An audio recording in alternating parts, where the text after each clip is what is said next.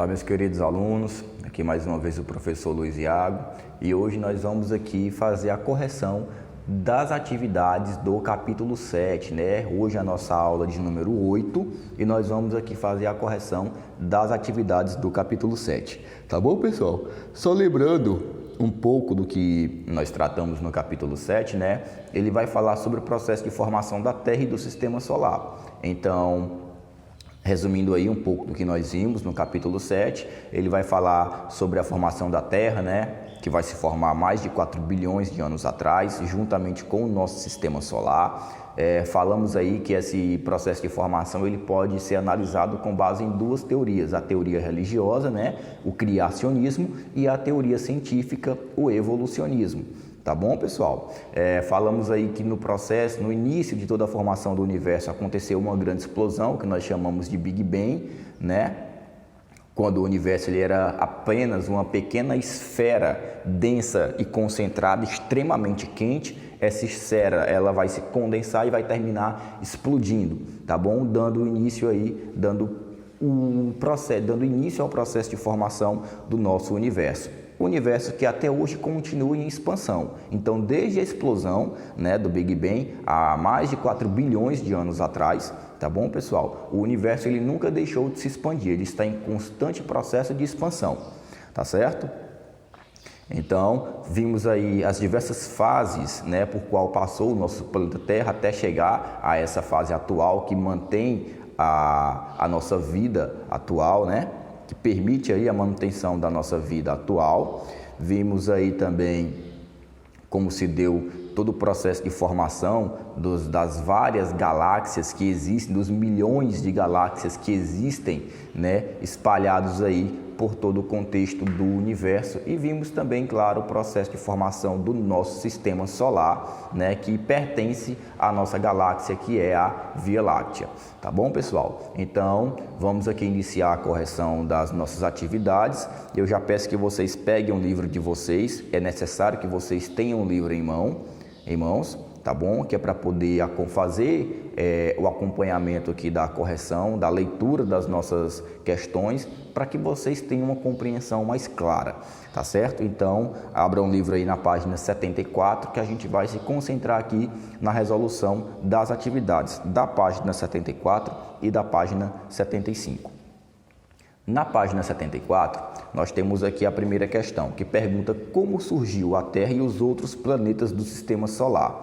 E pergunta também há quanto tempo, né, esse processo de formação da Terra, de formação dos outros planetas que vão pertencer ao nosso Sistema Solar, aconteceu, tá bom? Então, tanto a Terra como os demais planetas, eles surgiram há aproximadamente 4,6 bilhões de anos atrás, né? E os cientistas, eles acreditam que tanto a Terra como também os outros planetas, né, e os outros corpos celestes, cósmicos, eles tenham surgido de porções de gás e poeira que vão se desprender do Sol.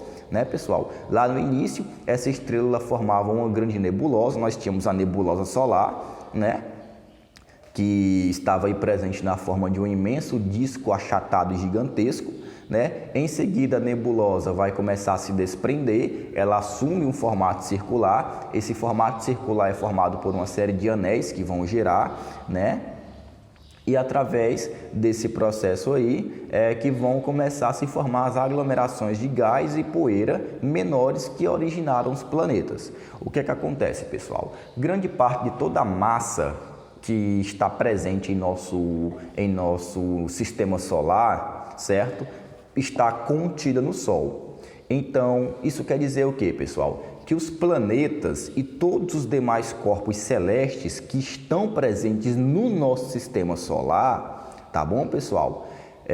Se desprenderam do Sol, né? O Sol ele vai liberar essa pequena porção, né, de elementos gasosos, elementos físicos, certo? E esses elementos vão justamente proporcionar a formação dos planetas, inclusive do planeta Terra, tá bom, pessoal? Então, grande parte de toda a matéria que proporcionou a formação do nosso sistema solar está contido no Sol. Aquela pequena porção que se desprendeu do Sol proporcionou aí a formação dos planetas e dos outros corpos cósmicos que a gente tem conhecimento. A segunda questão pergunta o seguinte: a nebulosa de gases que formou o Sol era composta por elementos sólidos e gasosos. Quais eram esses elementos?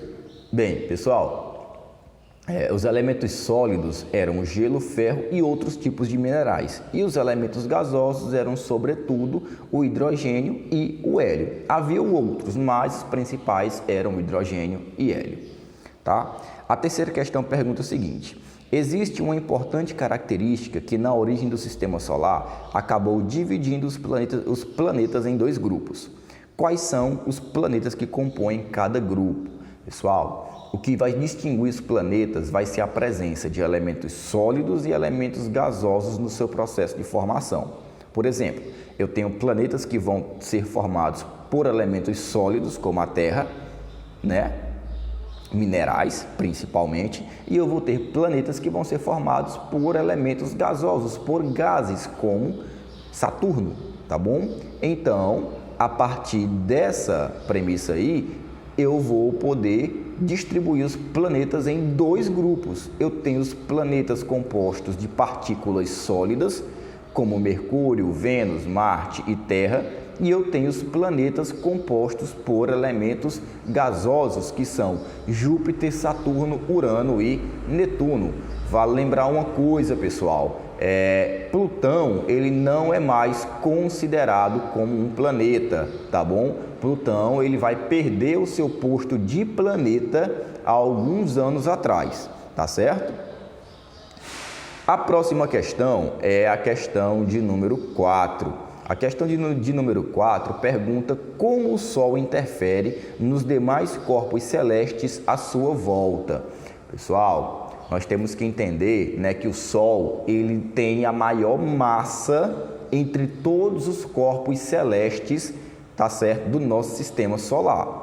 Tá bom? Então, devido a essa sua grande massa, o Sol, que vai estar no centro do nosso sistema solar, ele vai atrair os demais corpos celestes que estão à sua volta, certo? Mantendo eles em determinadas órbitas. Essa grande massa do Sol vai dar a ele um grande poder de atração, um grande poder gravitacional, ok? E isso vai fazer com que os outros corpos, né, a Terra, os outros planetas, asteroides, sejam atraídos pelo Sol, tá bom? A quinta questão, ela pergunta o seguinte: com base no que você aprendeu neste capítulo sobre galáxias, responda, ok? E aí nós temos aqui a letra A letra B e a letra C, né? A letra A ela vai perguntar o seguinte: o que são galáxias? Aqui eu quero a denominação, o conceito de galáxias. E aí nós vimos, né, no estudo do nosso capítulo em aulas anteriores, que galáxias vão ser gigantescas aglomerações de astros, né, como estrelas, planetas, asteroides, cometas e satélites naturais. Então, todos esses astros que compõem o sistema solar, quando se juntam, formam o que nós chamamos de uma galáxia. Aí vem a questão: existe somente uma única galáxia no universo? Não, pessoal. Vão existir centenas de milhares de galáxias espalhadas por todo o universo.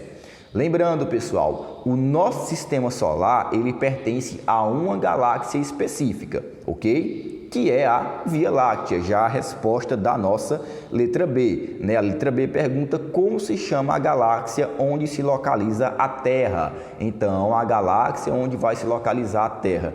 E o nosso sistema solar é a Via Láctea. Aí vocês devem se perguntar: Luiz Iago, o Sol ele vai estar no centro da Via Láctea? Não, pessoal, tá bom? O centro da Via Láctea ele não é formado pelo Sol. O Sol ele é o centro do nosso sistema solar. O nosso sistema solar ele só é mais um entre vários sistemas solares que existem na Via Láctea, que existem na nossa galáxia, tá bom? O centro da Via Láctea, como a gente viu naquela imagem da nossa aula anterior, né, tratando sobre esse conteúdo, ele vai ter um formato bojudo, ok? E vai ser formado por outros tipos de características, tá bom? Por outros tipos de elementos e de astros, tá certo, pessoal? A letra C pergunta o seguinte: quando surgiu nossa galáxia, né? Há quantos anos atrás a nossa Via Láctea, ela surgiu? E aí, a nossa Via Láctea, né, a nossa galáxia, ela vai surgir aproximadamente 10 bilhões de anos atrás. Então, vejam só, pessoal, a nossa Via Láctea, ela surgiu há 10 bilhões de anos atrás. E o nosso planeta Terra, juntamente com o nosso sistema solar, surgiu há 4,6 bilhões de anos atrás, aproximadamente. Então, a nossa Via Láctea, a nossa galáxia, né, ela vai ter mais do que o dobro da idade do nosso planeta Terra e do nosso sistema solar, certo? A sexta questão, ela vai perguntar o seguinte: quem são os paleontólogos e o que é uma paleopaisagem? Pessoal, os paleontólogos, né, como eu falei para vocês na aula passada, vão ser os cientistas, os pesquisadores que estudam os fósseis de animais e de plantas, né, a fim de descobrir como era a vida em nosso planeta em épocas remotas, em épocas passadas, há milhões, milhares de anos atrás. Já as paleopaisagens vão ser criações, representações de como era o ambiente do nosso planeta Terra há milhões de anos atrás, ok? E essas representações, esses modelos, eles vão ser reproduzidos por meio da investigação dos fósseis de animais e de plantas que vão ser feitas pelos paleontólogos. Então, traduzindo de uma maneira bem simples e clara, os paleontólogos vão escavar, fazer escavações, né, para descobrirem fósseis. Os fósseis podem ser tanto de animais como também de vegetais, de plantas. E a partir das características dos fósseis daqueles animais e daquelas plantas, os paleontólogos eles vão aí construir, simular, né, como seria possivelmente a paisagem natural do nosso planeta há milhões de anos atrás, tá bom? A sétima questão traz aqui o seguinte: leia uma história em quadrinhos do personagem Piteco, criado por Maurício de Souza. E aqui nós temos a nossa história em quadrinhos, né, pessoal? Que mostra basicamente, né, o ser humano em períodos pré-históricos, anteriores, bem anteriores à pré-história, milhares de anos atrás, né, desempenhando aqui algumas ações, ok, pessoal? Que nós podemos ver aqui. E aí nós temos aqui a nossa pergunta logo abaixo. Nas histórias em quadrinhos de Maurício de Souza, Piteco é o homem pré-histórico, né, que vive em cavernas. Com base no estudo da idade da Terra, feito nas páginas 70 e 71, responda: é possível que seres humanos tenham convivido com dinossauros e estes com outras espécies de répteis e mamíferos, como na história acima? Então, pessoal, tomando como base a história em quadrinhos, né, o que a pergunta ela quer saber, o que a questão ela quer saber é se os seres humanos eles conviveram na Terra no mesmo período que os dinossauros. E quer saber também se os dinossauros conviveram na Terra com outras espécies de répteis e com outras espécies de mamíferos, certo? Durante o mesmo período. E aí a nossa pergunta é não, tá bom? Os dinossauros, eles surgiram há cerca de 200 milhões de anos atrás e desapareceram, tá bom? Há cerca de 70 milhões de anos atrás, tá certo, pessoal? Quando os seres humanos, eles surgiram, né? Quanto aos seres humanos aí, vão existir registros dos primeiros ancestrais da nossa espécie somente entre 4 e 1 milhão de anos atrás. Então, vejam bem, pessoal, os dinossauros, eles viveram na Terra em períodos, em milhões de anos, né, anteriormente ao surgimento do primeiro ancestral dos seres humanos. Porém, tá certo, os dinossauros, eles conviveram sim no planeta Terra com outras espécies de répteis e com outras espécies de mamíferos, tá bom? Então, os dinossauros, eles não conviveram no mesmo período que os seres humanos. O surgimento do ser humano é muito mais recente do que o surgimento dos dinossauros. Quando o primeiro ser humano veio existir na Terra, né, veio aparecer na Terra, os dinossauros eles já tinham sido extintos, pessoal, ó, há milhões e milhões de anos atrás, tá bom? A oitava questão pergunta o seguinte: muitas pessoas que dizem, né, muitas pessoas dizem que quando alguém vê uma estrela cadente, deve fazer um pedido a ela. A estrela cadente é realmente uma estrela? E aí pede para vocês explicarem. Pois bem, pessoal, a estrela cadente ela não é uma estrela, tá bom? Então é não. O que nós chamamos de estrela cadente é, na verdade, um meteoro, ou seja, um fragmento de matéria, né, que está ali viajando no espaço. E quando esse fragmento ele entra na atmosfera da Terra, ele vai entrar em grande velocidade.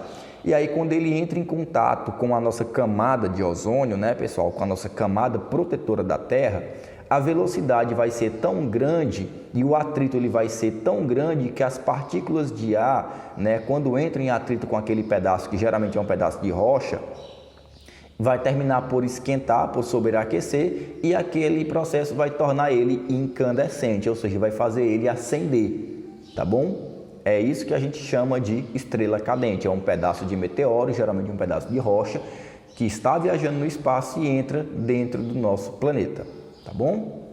A nona questão pergunta o seguinte: a Voyager, né, sonda espacial estadunidense, foi lançada da Terra em 1977 em direção ao planeta mais distante do Sol, no Sistema Solar.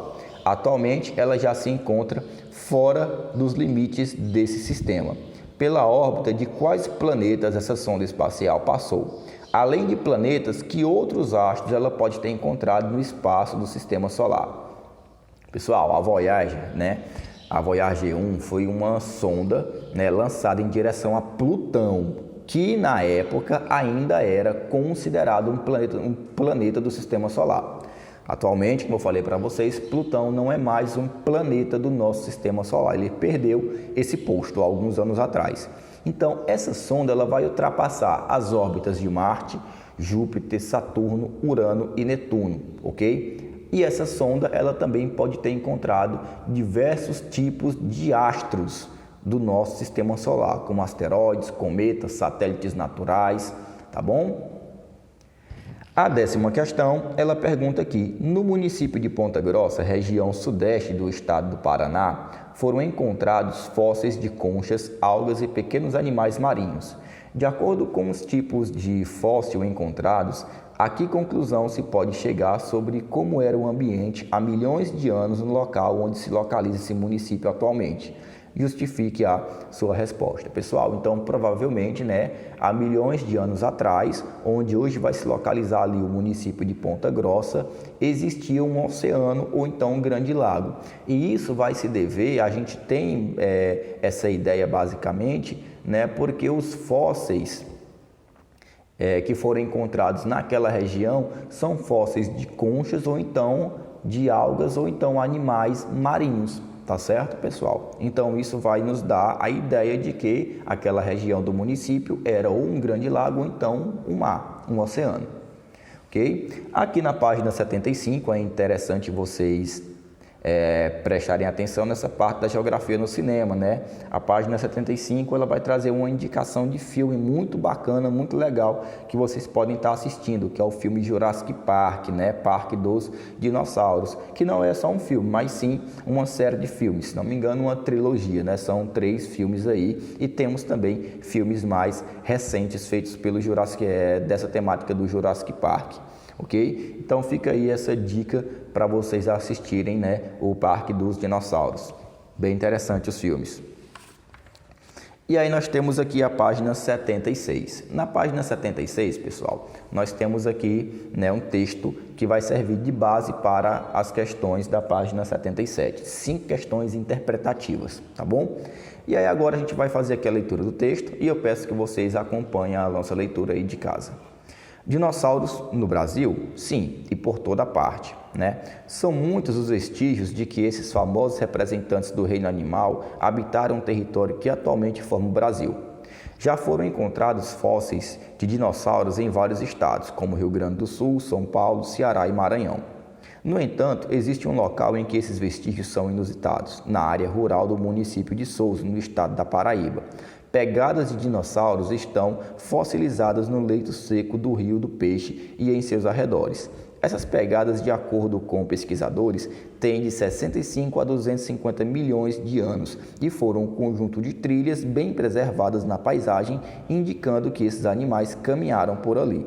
As primeiras trilhas foram encontradas por um agricultor no final do século XIX. Pensando tratar-se do rastro de uma grande ave, o agricultor passou a chamar uma dessas trilhas de rastro da ema.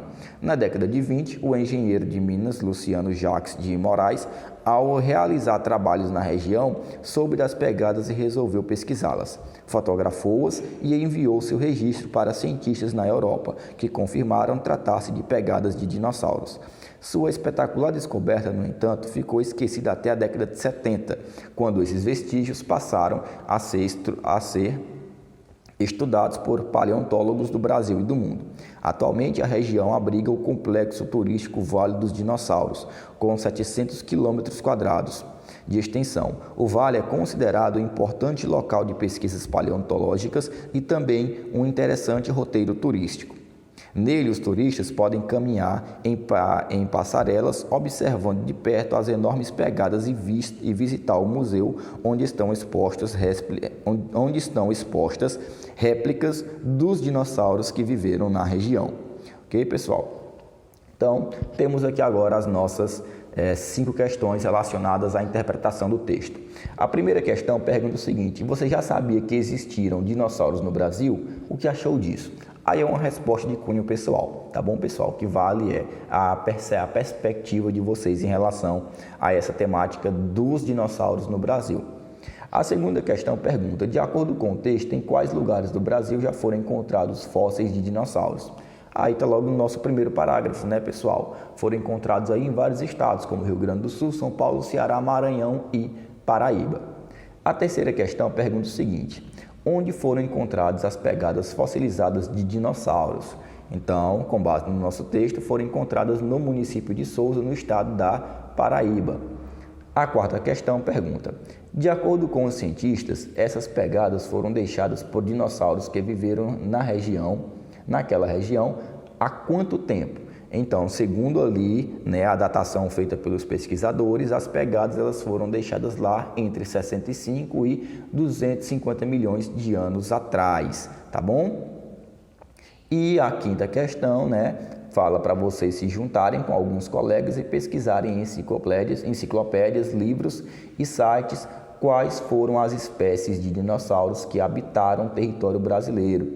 E pede também que identifiquem os hábitos desses animais e o ambiente onde viviam. Exponham em um mural as paleopaisagens elaboradas pela turma. Então, isso daí vai ser uma atividade de cunho pessoal também, onde vocês podem aí fazer uma pesquisa, né, dos tipos, das espécies de animais, né, de dinossauros que habitaram o território brasileiro e, com isso, montar basicamente ali um modelo de paleopaisagem, caracterizando o modelo, né, da paisagem natural, a vegetação, os tipos de animais que habitavam aquela região. Tá bom, pessoal? Então, a gente vai ficar por aqui, né? Terminamos agora a correção da nossa atividade e até a nossa próxima aula.